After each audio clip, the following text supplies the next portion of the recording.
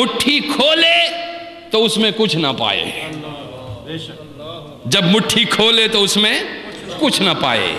اب سیدنا شیخ عبد القادر جیلانی پھر ارشاد فرماتے ہیں، تو اپنی حاجات کو وفی الآخرت یجرون، ارشاد فرما آخر جب تو کسی کے سامنے اپنی حاجت کو پیش کرے گا اور آخر ایک دن وہ تجھ سے تنگ آ کر روگردانی کر جائے، آخر وہ ایک دن تجھ سے تنگ آ کر روگردانی کر جائے گا، اور اس پہ بھروسہ کر جو تو 70,000 بار بھی اس کے دروازے پہ آ، نہ کبھی خالی لوٹ آئے گا نہ کبھی روگردانی کرے گا، نہ کبھی خالی لوٹ آئے گا نہ کبھی روگردانی کرے گا۔ اس کے دروازے پہ جتنا جائے گا وہ اتنا ہی تجھ سے پیار کرے گا۔ مخلوق کے دروازے پہ ایک بار 2 بار 3 بار جائے گا تو وہ اس طرح کا تعلق نہیں ہوگا۔ اب ارشاد فرمایا علیک بصحبت الحق، اللہ پر اپنی حاجت پیش کر اور اسی کی صحبت میں بیٹھا کر، اللہ پہ اپنی حاجت پیش کر اور اسی کی صحبت میں۔ اللہ کی صحبت کیا ہے؟ اس کا ذکر۔ اللہ کی صحبت کیا ہے؟ اس کی عبادت۔ اللہ کی صحبت کیا ہے؟ اس کی تلاوت۔ اللہ کی صحبت کیا ہے؟ اس کی تسبیح۔ اللہ کی صحبت کیا ہے؟ اس کی تحلیل۔ اللہ کی صحبت کیا ہے؟ اس کی تمجید۔ جب تو ذکر کر رہا ہے تو تو اللہ کی صحبت میں ہے، چونکہ خود اس نے بھی ارشاد فرمایا فَاذْكُرُونِي أَذْكُرْكُمْ، تم اپنی صحبت اور مجلس میں مجھے یاد کرو گے، میں اپنی مجلس میں تمہیں یاد کروں گا۔ آپ نے دیکھا، یہ دیکھیے کس طرف لے جا رہے ہیں، صوفیوں کے صوفی، ولیوں کے ولی کس کی طرف بلا رہے ہیں؟ اپنی غوث العظم سیدنا شیخ عبد القادر جیلانی کی اپنی زبان سے بیان کی گئی کوئی کرامت نہ میں نے آپ کی اپنی زبان سے سنی، نہ اپنے باپ کی سنی، نہ اس کے باپ کی سنی۔ وہ کرامت ہی کیا ہے جو کہانی کی طرح سنائی جاؤ؟ کرامت وہ ہے جو کھلی آنکھوں سے دیکھی جائے، اور وہ استقامت ہے۔ ارشاد فرمایا گیا علیک بصحبت الحق لا یجر منک، یقیناً وہ تجھ سے تنگ بھی نہیں ہوگا، ولا یسام من حوائجک الدنیا وآخرہ، نہ دنیا اور آخرت میں تیری حاجت روائی سے گھبرائے گا۔ اس کی صحبت میں بیٹھ جو دنیا میں بھی تیری حاجت روائی سے گھبراتا نہیں اور آخرت میں بھی تیری صحبت سے گھبراتا نہیں۔ اور پھر ارشاد فرمایا الموحد عند قوت توحیدہ لا یبقى لہ، ارشاد فرمایا موحد کے لیے اس کی توحید کی وجہ سے، موحد کے لیے اس کی قوت، موحد کے اندر جو قوت ہے وہ اس کی توحید کی وجہ سے ہے۔ اب ارشاد فرمایا کہ لا یبقى لہ اب ولا ام ولا اہل ولا صدیق ولا عدو، ارشاد فرمایا وہ اللہ کے مقابلے میں نہ پریفر کرتا ہے ماں کو، نہ باپ کو، نہ اولاد کو، نہ کسی دوست کو اور نہ کسی دشمن کو۔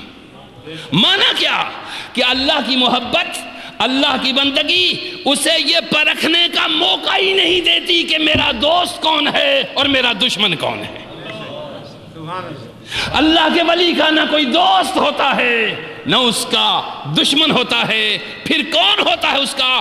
اللہ ولی الذین آمنوا، وہ ان کا اللہ پھر دوست ہوتا ہے جو اہل ایمان ہیں اور اہل توحید ہیں اور اپنے اندر اللہ کی وحدانیت کا ذکر رکھتے ہیں۔ اب ارشاد فرمایا اگلا جملہ لا مال ولا جاہ، نہ اللہ کے مقابلے میں وہ مال کو سمجھتے ہیں اور نہ جاہ و منصب کو سمجھتے ہیں، ولا سکون الی شیء، نہ کسی شے کی طرف سکون حاصل کرتے ہیں، ان کو سکون صرف صحبت رب میں ملتا ہے۔ وہ چند لمحے کا سکون کسی اور جگہ تلاش نہیں کرتے کہ ہماری ذہنی ٹینشن ہمیں کسی دوست کے پاس لے جائے، ہم اس کے پاس جا کے بیٹھ کے گپ شپ لگائیں، جب اٹھیں گے تو پھر وہاں پہ کچھ غیبت کر چکے ہوں گے، کچھ چغلی کر چکے ہوں گے، کچھ غفلت کر چکے ہوں گے، کچھ اللہ سے دوری مل چکی ہوگی، لہذا وہ ٹینشن ریلیز نہیں ہوگی، وہ بڑھ جائے گی، اس لیے کہ تو اللہ کے پاس سے اٹھ کر کسی اور کے پاس چلا گیا، کسی اور کے پاس چلا گیا۔ اب فرمایا لا یبقى لہو سوا تعلق بباب الحق ومننہ۔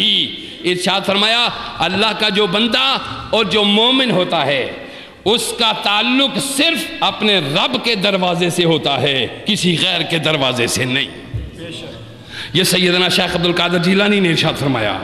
اب اگلی جملہ، یہ پہلا جملے حضور غوث الاعظم نے فرمائے، اگلی جملہ سن کے بس اجازت چاہتے ہیں، فرماتے ہیں ویحاکا، اور تجھ پہ افسوس، فرماتے ہیں ویحاکا، اور تجھ پہ افسوس، الخلق یقضون حوائجکا یومن او اثنین او ثلاثتن او شہرن او سنتن او سنتین۔ تجھ پہ افسوس ہے، مخلوق تیری حاجتوں کو ایک دن پورا کرے گی، 2 دن پورا کرے گی، 3 دن پورا کرے گی، 1 مہینہ، 1 سال، 2 سال پورا کر دیں گی، آخر میں تجھ سے تنگ آ کر روگردانی کر جائے گی۔ حضور غوث الاعظم نے فرمایا، سیدنا شیخ عبدالقادر جیلانی فرمایا، تو فرمایا پھر کیا کر؟ علیک بصحبت الحق، تجھ پہ لازم ہے کہ تو اللہ کی صحبت میں بیٹھ، تجھ پہ ضروری ہے کہ تو اللہ سے مجلس کر، تجھ پہ ضروری ہے کہ تو اس کو یاد کر، چونکہ جب تیرے پاس کوئی نہیں ہوتا تو وہ ہوتا ہے۔ تو اس گھڑی کو تلاش کر کہ جس گھڑی میں تو تنہا ہو، اس لیے کہ تیری خوش قسمتی کی وہی گھڑی ہے جس میں تنہا ہو تو، اس لیے کہ پھر دوسرا خدا ہوتا ہے تیرے پاس، دوسرا تیرا رب ہوتا ہے تیرے پاس۔ اس لیے صوفیاء اولیاء اللہ اپنی زندگی کی گھڑیاں تنہائی میں گزارتے ہیں، الگ گزارتے ہیں، اپنی خلوت میں گزارتے ہیں، اس لیے کہ ان کو معلوم ہے کہ ہم 2 طرح سے اس خلوت کا رخ کرتے ہیں، ایک یہ کہ مخلوق کو اپنے شر سے بچائیں، دوسرا یہ کہ مخلوق کے شر سے خود بچیں، اور تیسرا یہ کہ اللہ کی صحبت اختیار کریں۔ 3 وجہ ہوتی ہے اولیاء اللہ کی، یہ چلا کشی کرنے کی، یہ جو بری امام کی چلا گاہ کی، وہاں پہ بری امام کیا تلاش کرنے گئے ان پہاڑوں میں، یہ میر علی گولروی کیا اس گہرے ایک کھائی میں بیٹھ کے اپنے تنہا رہے، وجہ 2 تھی، اگر تیرا نفس سخت ہے اور تیری خصلت بری ہے، تیرے اندر غصہ ہے، ایسا بے جا غصہ جو ہر جائز بات پہ بھی آتا ہے، ہر ناجائز بات پہ بھی آتا ہے، لازم ہے تیرے اوپر کہ اس کتے کی طرح کاٹنے والے غصے سے کنارہ کش ہو کر کسی ایسی جگہ بیٹھ جہاں تجھ سے کوئی کاٹا نہ جائے، جہاں تو کسی کو کاٹ نہ دے، جہاں تو کسی کو نقصان نہ دے۔ اور اگر کسی دوسرے کے اندر، انسانوں کے اندر غصہ ہے، تباہی ہے، غفلت ہے، بربادی ہے، تو تب تو بھی کنارہ ہو کر کے بیٹھ تاکہ دوسروں کی اذیت تو نہ حاصل کر سکے، دوسروں کی تکلیف تجھے نہ پہنچے، تیرے نفس کی تکلیف دوسروں کو نہ پہنچے۔